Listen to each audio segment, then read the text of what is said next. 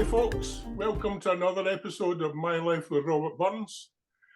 Jim Thompson and Douglas Mackenzie here again to talk to another of our cronies from around the Burns world. How you doing, Jim? Doing great, Douglas. Looking forward to this. We've missed it for a wee while.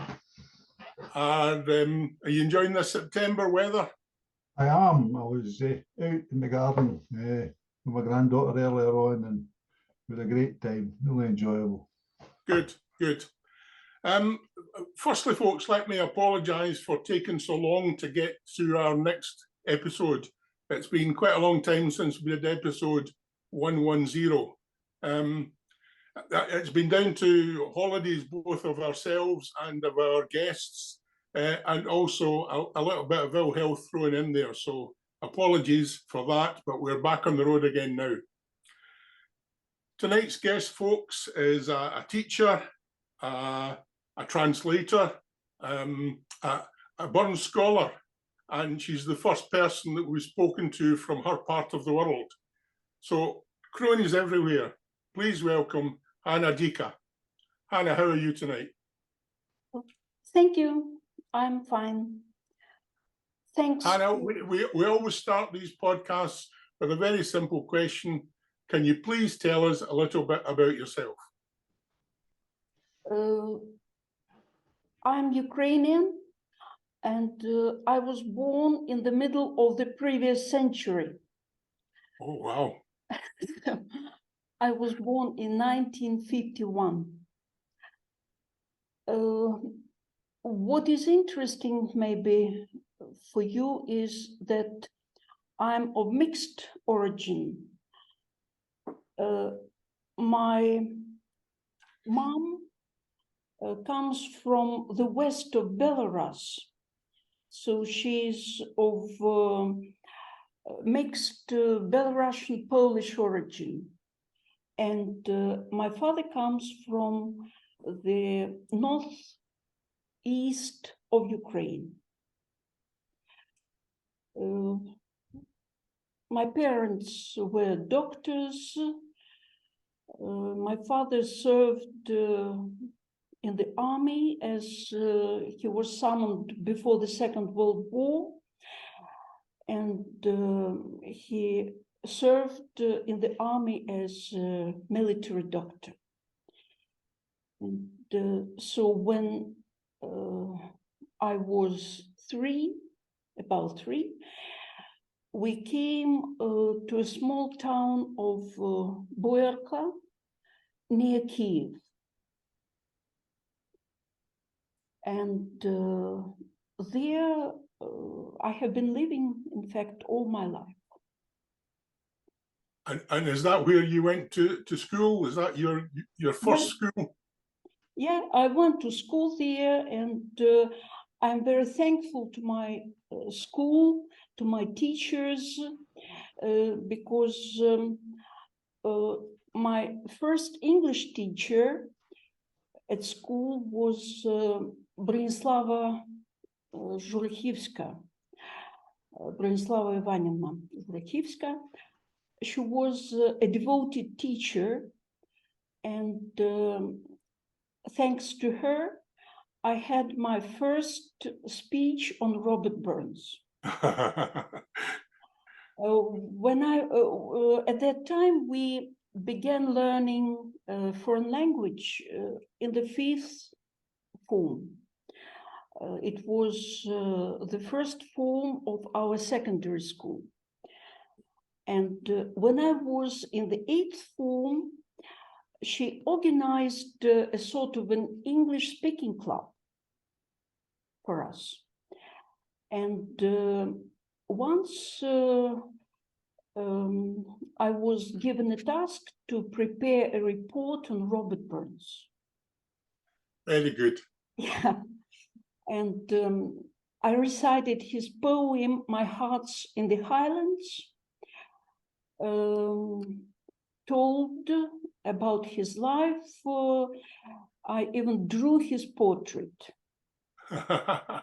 copied the one from the book. Good. So that was your introduction to Burns. Before we go into Burns in much detail. What about other subjects at school? Were you interested in anything else other than language? Well, this was an ordinary secondary school, and we had all subjects. There was no choice. We had mathematics, we had biology, history, even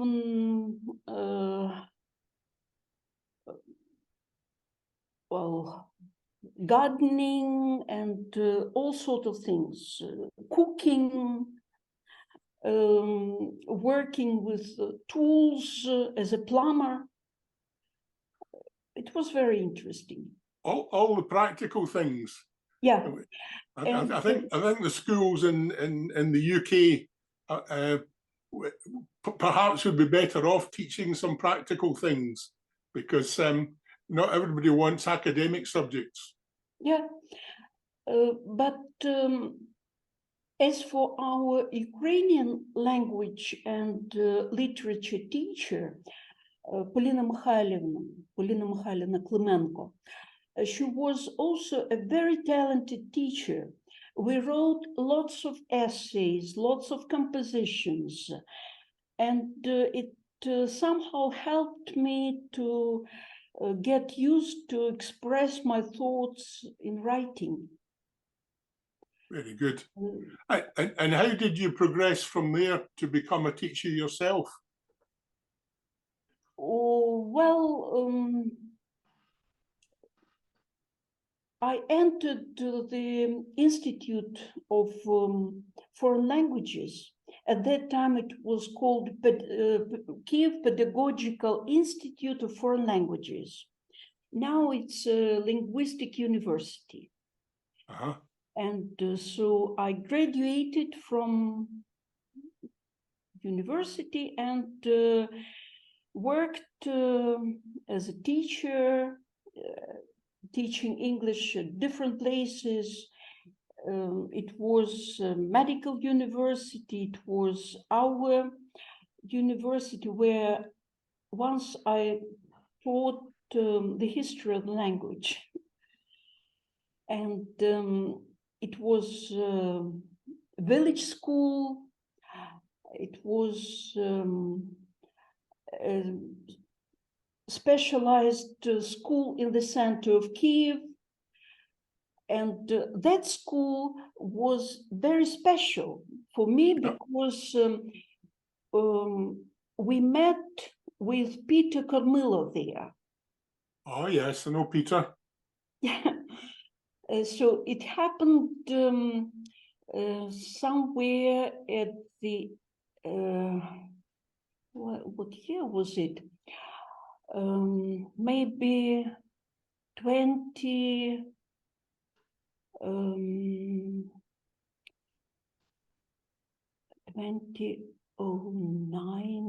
or 2008.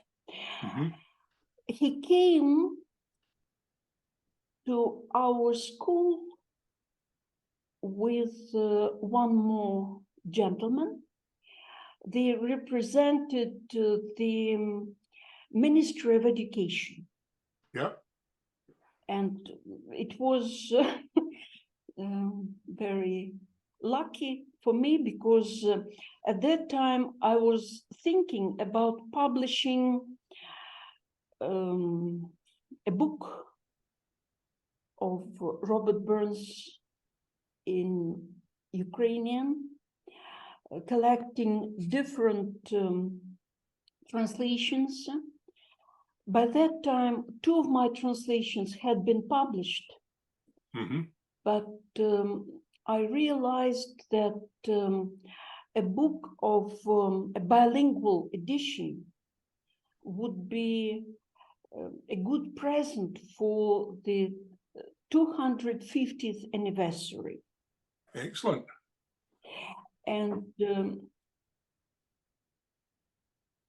the same thoughts were dear to Peter Kormilov. And as a result of our fruitful cooperation, they appeared this book. Yeah. It was sponsored by the Hof Club. Yes. In Dumfries. Yeah. Yeah. So I'm very thankful to them because this book was a very important step. Very good. It was illustrated by the artist from Dumfries, John Clark, and there were some very personal pictures, but you know, this book was presented in Glasgow. At first, it was presented in Edinburgh in 2011, and then we were invited to Glasgow University to the conference Robert Burns at Home and Abroad. And was that your first visit to Scotland? The first visit was to the presentation in Edinburgh. Uh-huh. And it was my first flight by plane, by the way. Wow. Well, let me interrupt you for a second, because I'm going to hand over to Jim to talk to you about Burns, because we've got into that quite early. But it might be worth, for our audience, might be worth explaining to them that where you're speaking from. Now I'm staying in Edinburgh because of the war in Ukraine.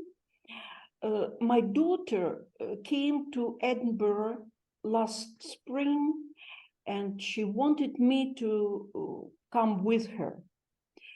But it happened so that her husband felt lonely without the family, and so she returned back to Ukraine, and she's staying in Kiev at the moment with their 2 children, while another daughter is staying near London.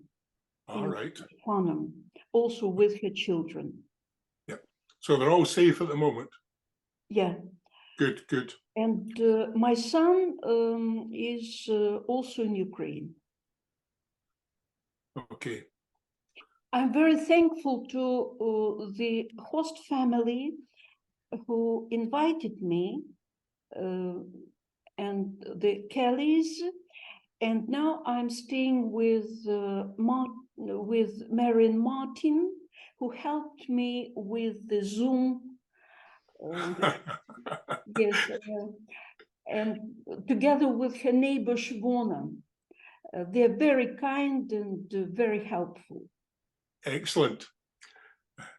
Right, I'm going to pass over to Jim, because we were getting into Burns there, and I'll let Jim continue with that discussion. Hannah, you mentioned that your first meeting with Burns was at school. Yeah. But what was it that made Burns so special for you? Well, you know, I didn't realize at that time that it was going to be something very special. I used to read a lot. And Robert Burns was very sincere, maybe. This attracted me. And I enjoyed the way he sounded in the original. the sounds. I enjoyed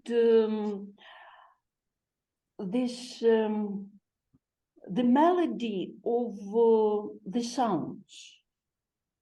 If a body meet a body, or for example, this oh yonder, oh yonder, this it's unique. And at first I didn't know about the Ukrainian translations, by the way, because although Robert Burns has been being translated into Ukrainian since the middle of the 19th century, his translations into Ukrainian were not so often published as the translations by Marshak.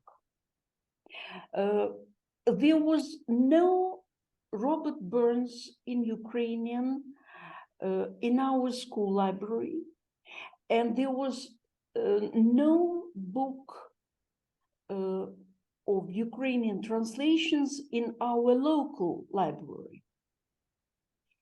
But there was a very fine edition of Robert Burns translated by Marshak.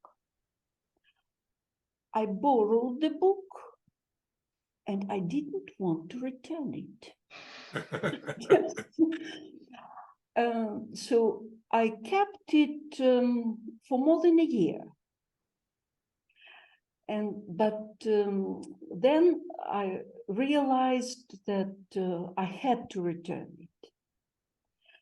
And the first book I bought, I could find, because good books were to be looked for, were the translations by Marshak. And later, my personal collection was enriched by translations into Ukrainian by Vasyl Mysik and Mykola Lukash. Can I ask you, I'm sorry to interrupt, Jim, but how easy or difficult is it to translate Burns Scots into Ukrainian?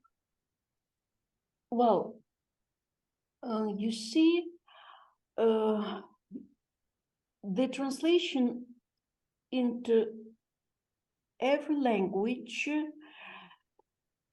isn't easy. As for the translation of Robert Burns into Ukrainian, I'm very thankful to Peter Carmelo, who presented me with a dictionary of Scots dictionary. And so just in case I would use it. And he also presented me with a good edition of Robert Burns in the original. By and by, some new books appeared. Now I've got several editions in the original. I've got the first book, the first book which was published by Vasyl Mysik and Mykola Lukash in 1959, although I can't find the book published by Vasyl Mysik in 1932. When he was arrested in 1934, the major part of the books were probably destroyed. I don't know. In general, you see, my acquaintance, my deeper acquaintance with Robert Burns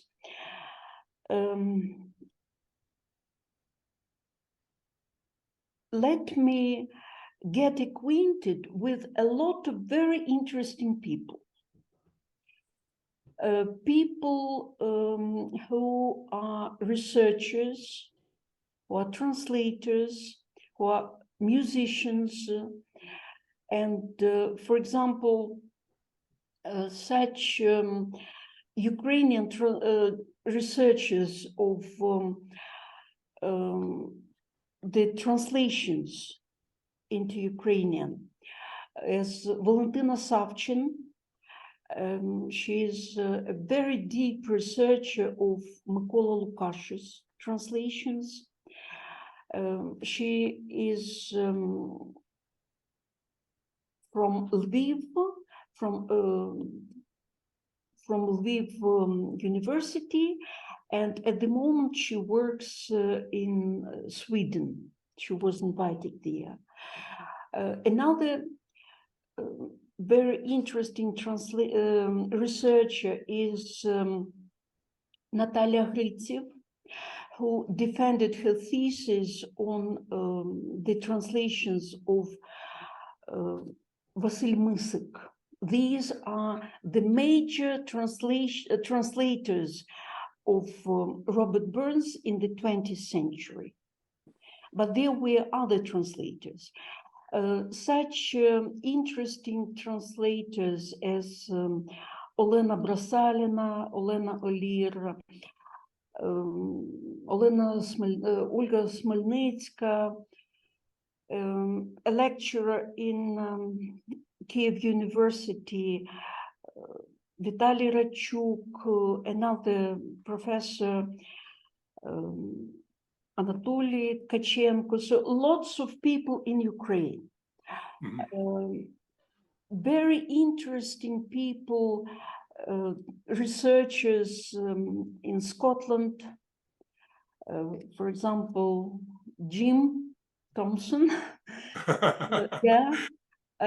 His book on Tam O'Shanter is fantastic. And or, for example, Jerry Karatis,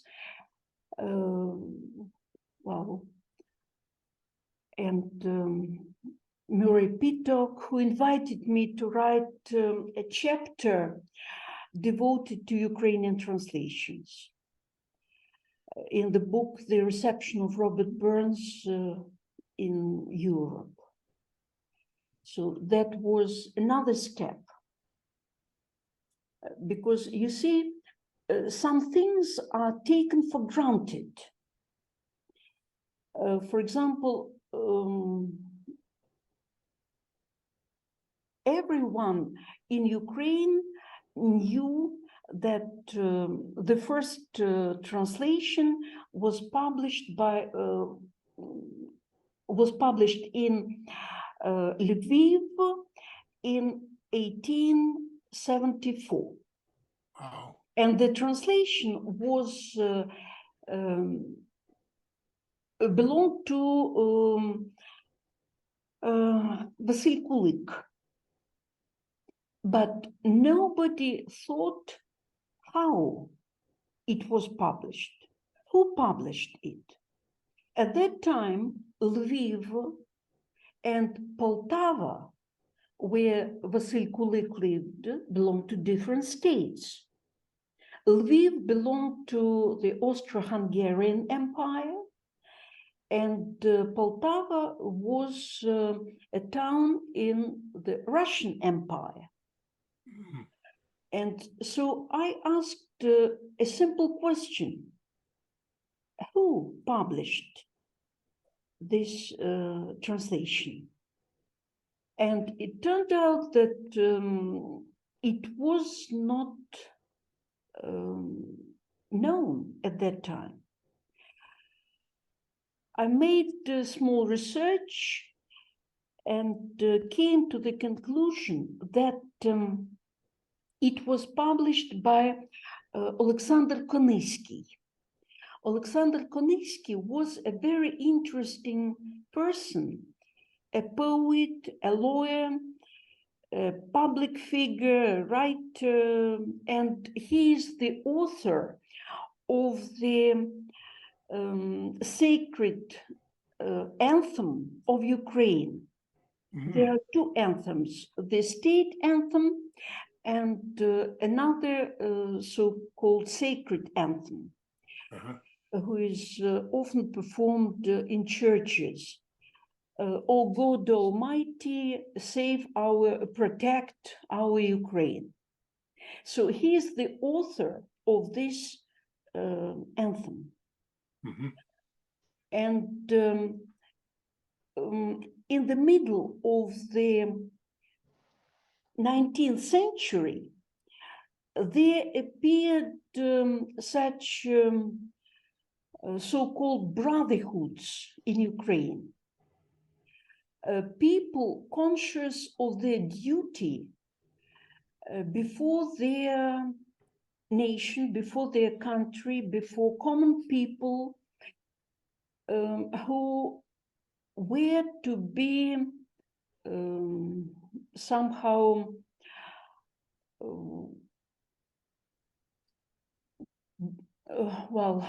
got acquainted with the culture, with sometimes even with writing, because lots of people were illiterate at that time, common people. And the question of translation appeared because in order to get people acquainted with world literature, you have to have books. And that is why lots of writers started translating things. This happy period of cultural renaissance didn't last long, because the empire didn't want people to be cultivated in such things. And these brotherhoods were forbidden. Lots of people were arrested, and some of them were exiled. One of them was a close acquaintance of Vasil Kulik, Alexander Kuniski. Right. And when he returned from exile, he found Vasil Kulik a different man, not that happy, optimistic man who could translate John Barleycorn. Yeah. That was a very pessimistic person at that time, and a year later he died. So Alexander Koniski was one of those people who raised money and started a publishing house in Lviv and started publishing journal. And there, this first translation appeared. Excellent. And you know, the history of Ukrainian translations is full of different detectives, I should say, a collection of detective stories. Sherlock Holmes or something like that? Oh, maybe. For example, well, by the way, the first person who mentioned in the written form in public the name of Robert Burns was our national poet Taras Shevchenko, who introduced lots of men of literature into Ukrainian culture. One of them was, by the way, Walter Scott. And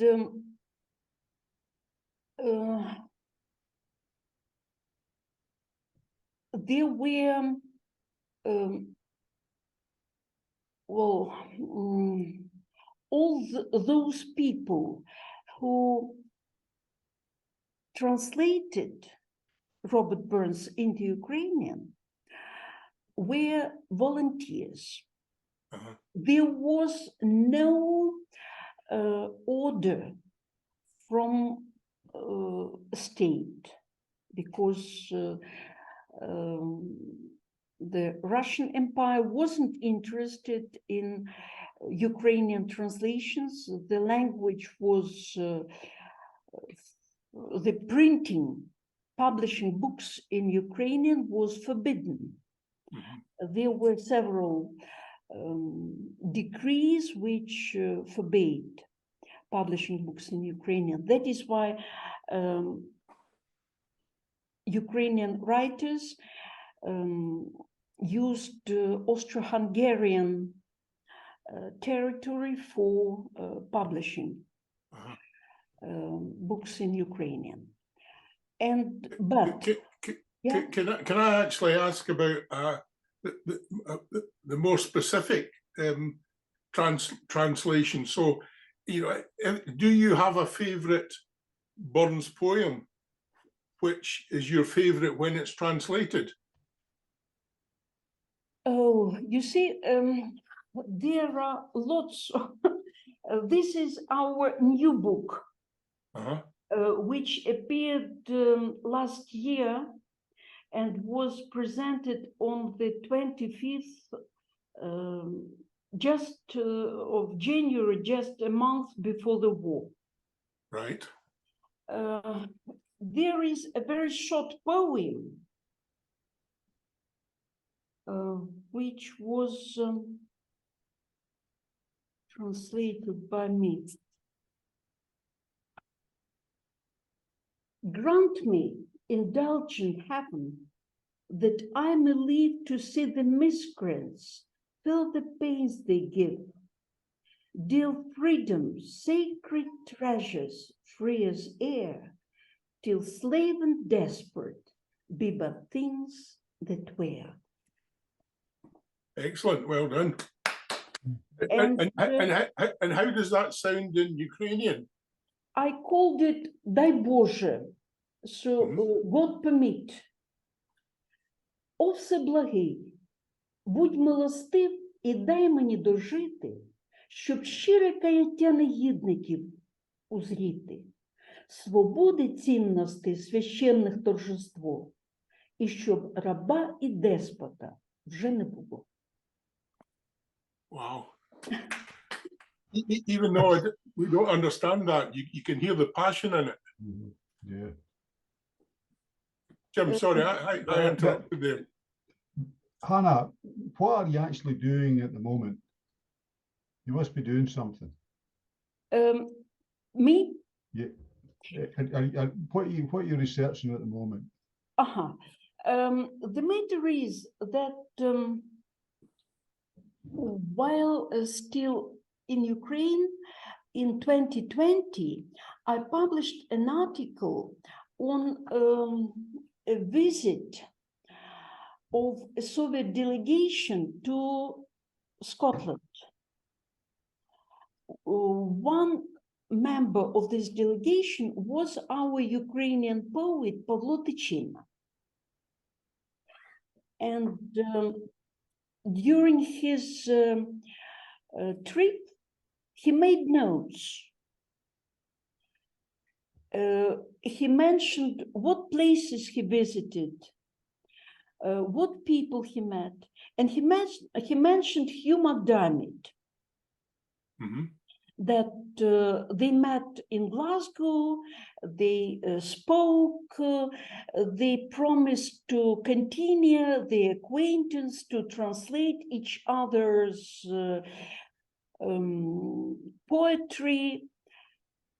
But to my greatest surprise, they didn't correspond.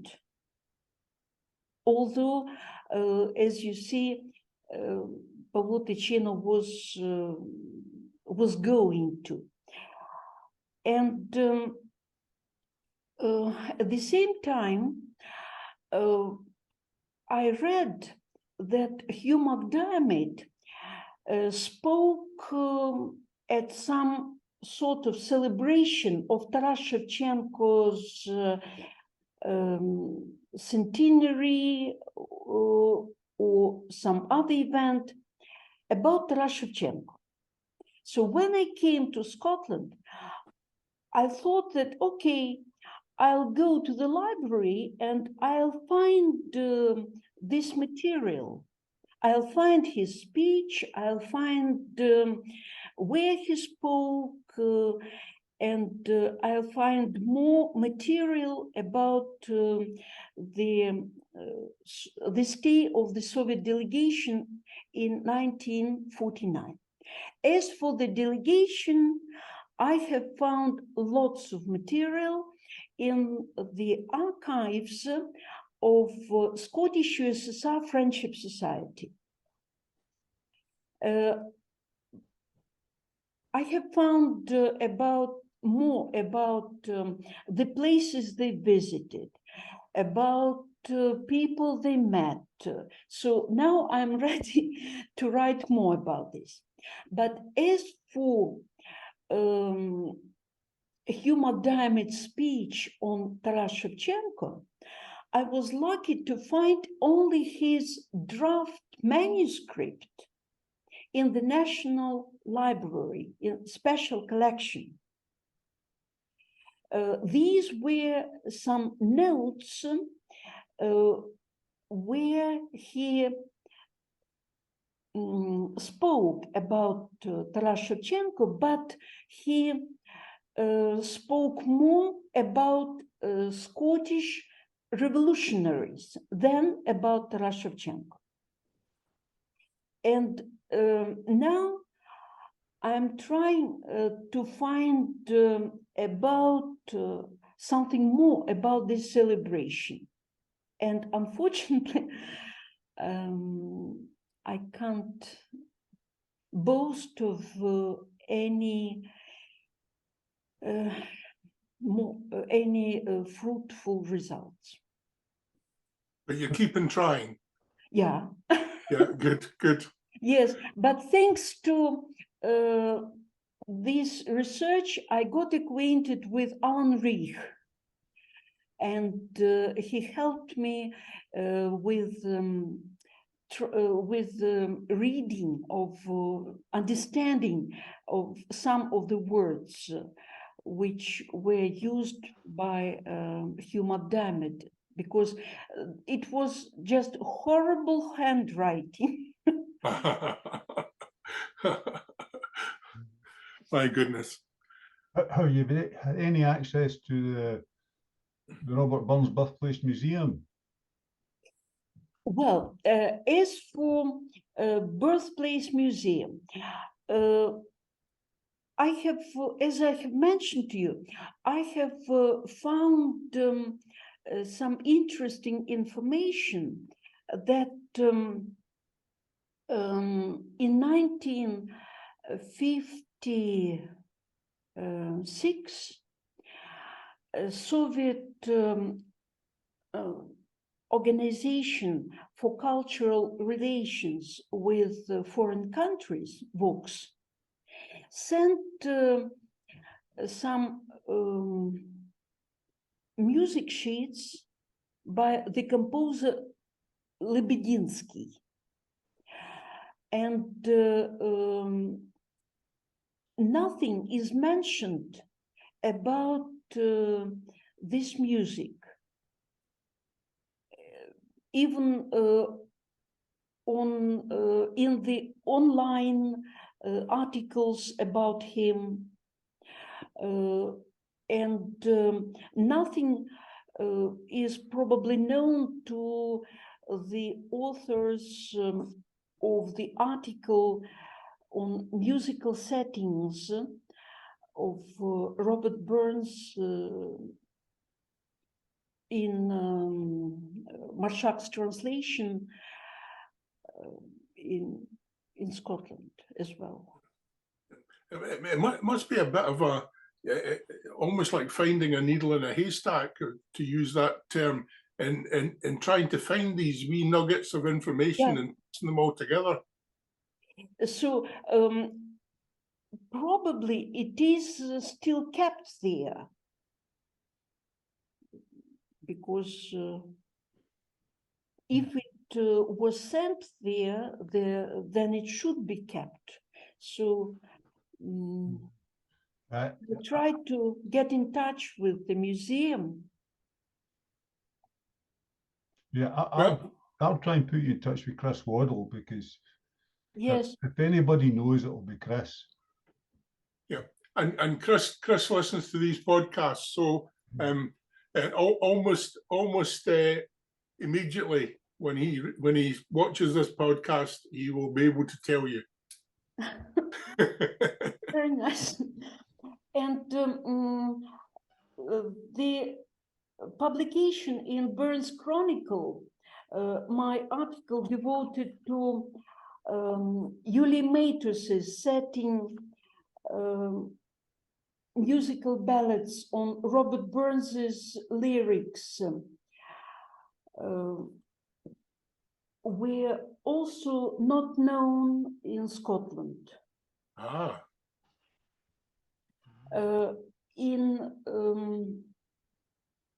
So which chronicle was that, just for our audience? Burns Chronicle this year. This year. Yeah. Okay. Yuli Matus was a very talented composer who set 3 songs to music in the 50s. And he composed music during very short period of time. In, if I'm not mistaken, in 1953.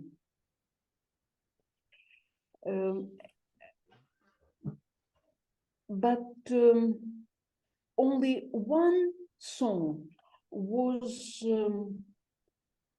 known in the Soviet Union, because it was performed by a very talented singer, Yuri Gulaev, who sang in Kiev Opera House, and then he was invited to Moscow and he sang there. But what is interesting, that Ukrainian translations of Robert Burns's songs also became songs, Ukrainian translations. For example, there is such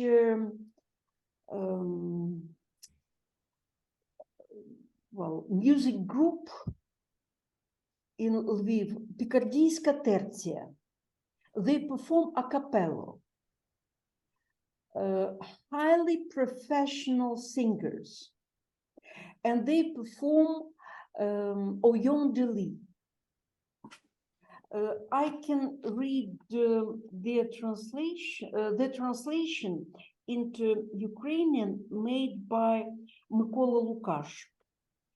You remember, yes? Oyon Deli, where to in the cold blast, Oyon Deli, my pleddy to the angry air, I'd shelter thee, right? Misfortunes, better storms. Yeah. In Mykola Lukash's translations, it sounds like Нехай голоди вітри, і сніг з дощем, я від негоди захищу, тебе плащем. Нехай горе і біда, і мурить ми, я від недолі заслоню, тебе грудьми. And it became a very popular song. People even didn't know that it was Robert Burns's song. That's excellent. One more composer, Igor Kovtun, set two pieces to music. Then there is such a singer, Igor Yakubovsky. He performs lots of songs by Robert Burns to his own music, accompanying his performance by playing the guitar. Wow, wow. Yes, there is such a group, also music group, had by Taras Komponichenko, and they also perform Robert Burns. There is a duet, the sisters, Ternuk sisters. They perform My Heart's in the Highlands. Now that brings us back to that, because you told us that was your first poem. Yeah. Now, after all these years since then, what is now your favourite poem in Scots? By Robert Burns? Yes. Wow. We always ask the awkward questions. You see, the first poem which I translated into Ukrainian was on politics.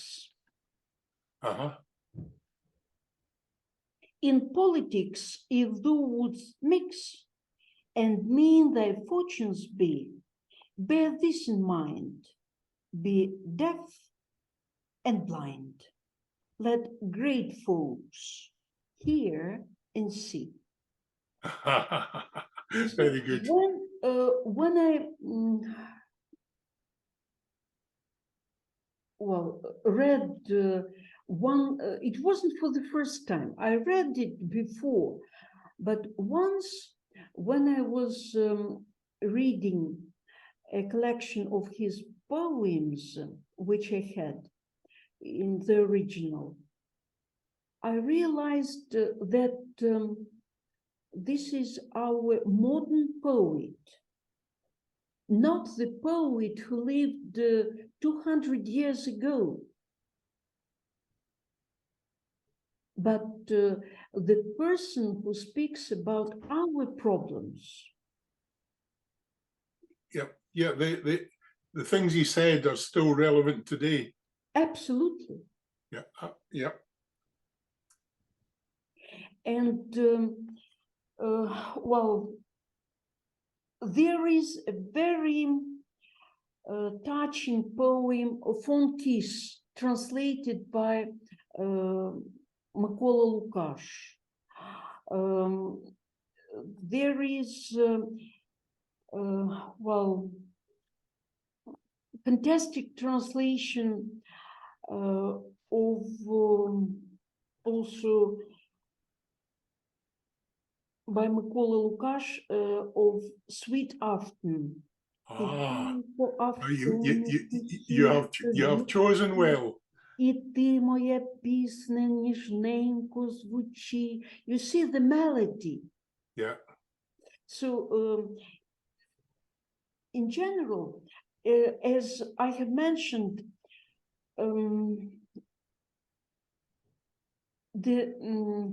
those people who began translating Robert Burns into Ukrainian, they did this because they understood the value of his poetry. Excellent.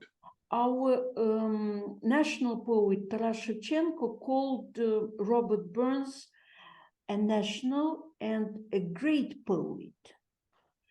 What he meant is that at that time there was a discussion that those nations which have no state of their own are to be satisfied with folk songs.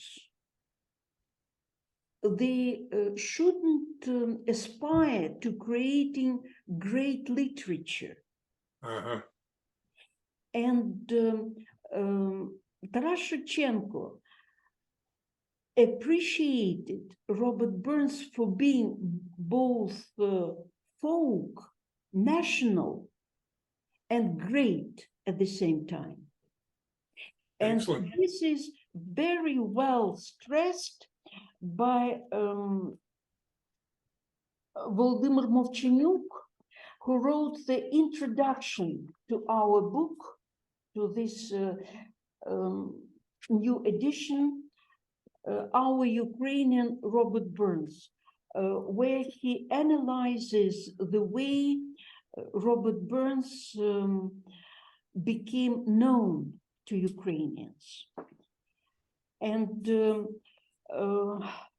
the first, I mentioned about the first translator, Vasil Kulik, but for example, our,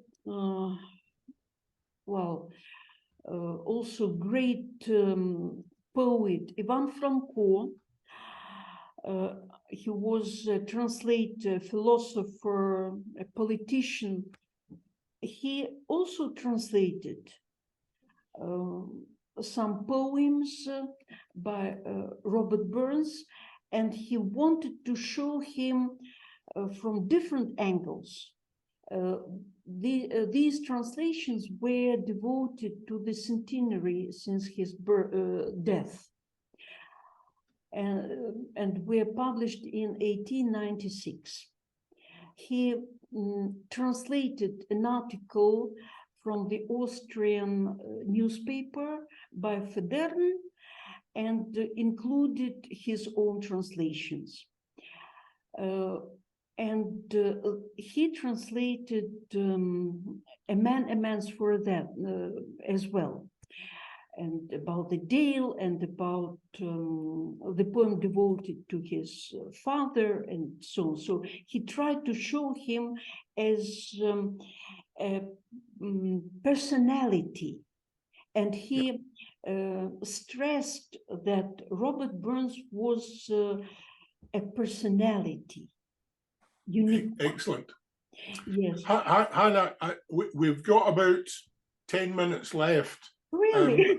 And I would like to do two things. I would like to get Jim to get another question in, but can I ask you to do a huge favor for us when we get to the end? You gave us a couple of lines of Sweet Afton there in Ukrainian. These podcasts are sponsored by Newcomer at Burns Club, who have Sweet Afton as their theme tune. Really? And it would be lovely to hear a verse of Sweet Afton in Ukrainian at the end of this. I'll send it to you. Yeah. And what I want to mention is that so this book was sponsored by the Hof Club. Yeah. And this book was published thanks to our publisher, Andrei Polishuk, yeah, who usually publishes books on medicine, medical literature, but he was a close friend. He is a close friend of one of the members of the society, Friends of Scotland. Oh, yes. And this society was very active some, 10 years ago, under the leadership of Volodymyr Vasilenko and Kurdelchuk. Unfortunately, Danilo Markovich Kurdelchuk. Unfortunately, Danilo Markovich died, and one more active member, Valery Fein, died, and the circumstances were not very favorable. So we can't say that now this society is very active, but still the family of the late Danilo Markovich Kubdelchuk gave some money for the edition, and Andrei Polishuk invested his own money. I added some money as well, and we were able to publish this book with charming pictures. Oh, lovely. They're beautiful. The Ukrainian style. This is the first book. The pictures were created by Irina Kuzmytska, a very talented artist who created the Ukrainian image of Robert Burns's characters. Oh, these are beautiful. Yeah, before this, in previous editions, we had either academic pictures or sketches like here, or some modernistic, I should say, painting in another edition, Lviv edition. But here we have pictures which show how Robert Burns looks. Fantastic. These are excellent. These are excellent. Yeah. In general, it was a teamwork. For example, as to the idea of this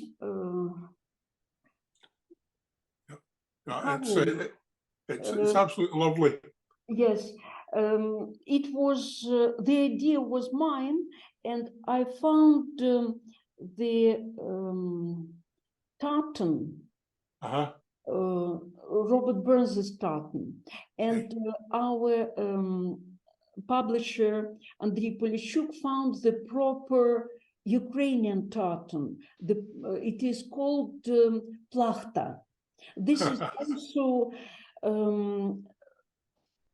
woolen cloth, woven cloth, which is used for making Ukrainian skirts, but they are not skirts, they are plachtas, because they are not,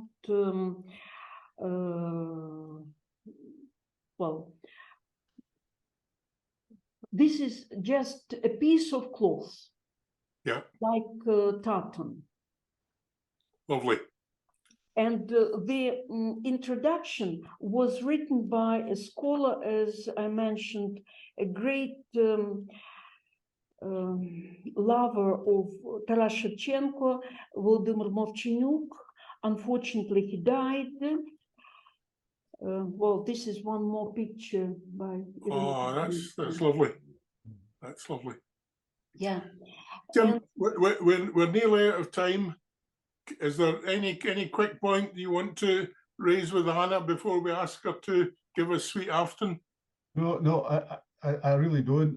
I think if she can read us Sweet Afton, that's great. But I would just like to say for the audience, as an Ayrshire boy who stays, less than 20 minutes drive from where Burns was born, I find it very humbling that the poet that we revere is equally as popular in all Ayrshire and parts of the world, and it's lovely to hear. Just a quickie, how's Taya doing? Is Taya okay? Taya Hripleva is also a very interesting person whom I met thanks to Robert Burns. She started a museum in Poltava region, at school where she worked.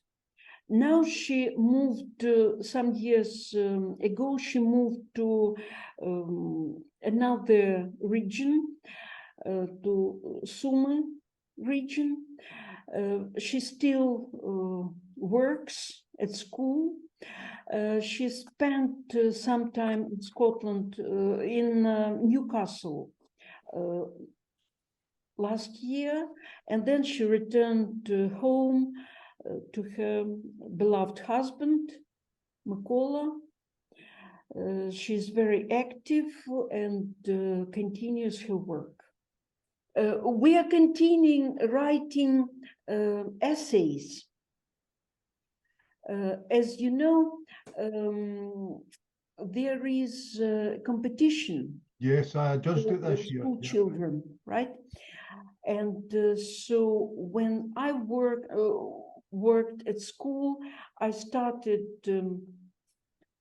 Robert Burns Club for school children in school number 56 in Kiev, which still continues to work. And Taya started her club in Poltava region. Excellent. You can give us a verse of Sweet Afton in Ukrainian, please. Could you give us a verse of Sweet Afton in Ukrainian? In Ukrainian, just a moment, if I'm lucky to find it once more. Take your time. Take your time, there's no rush. I may send it to you, and I'd like maybe one more. I translated Address to Haggis. Oh, yes. And so I may finish with the last lines. О Всеблагий, в турботах ревних про людей, народу кожному його меню ти наділяєш самоволею. Стара Шотландія не потребує страв, як глей, що хлюпають в мисках. Якщо ти хочеш з її вдячних уст почуть єлей, нам Гагіс зберегти в руках. Excellent. Excellent. And if you could give us a verse or two of Sweet Afton, that would be lovely. Well, you see, I found it and now I can't find it. Maybe I'll send it to you. Oh, we'd love to hear you recite it. There's no hurry. Take your time. Oh, here. Тихенько автони, тихіше дзюрчи, і ти, моя пісне, ніжніше звучи. Заснула кохана під шемріт води, тихенько автони, її не буди. Ти вудко, плинь хутко, мовчи, не ячи, ти дрозде, сядь ось де, не так щебечи. Ти, голубе сизий, не вельми гуди, хай спить моя Мері, не знає біди.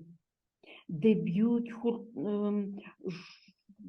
котливі джерела ключі, ходжу я по згіллю один овець пасучи, а душу мою поринає туди, де Мирина хатка по край слободи. Так пишно, розкішно белькоче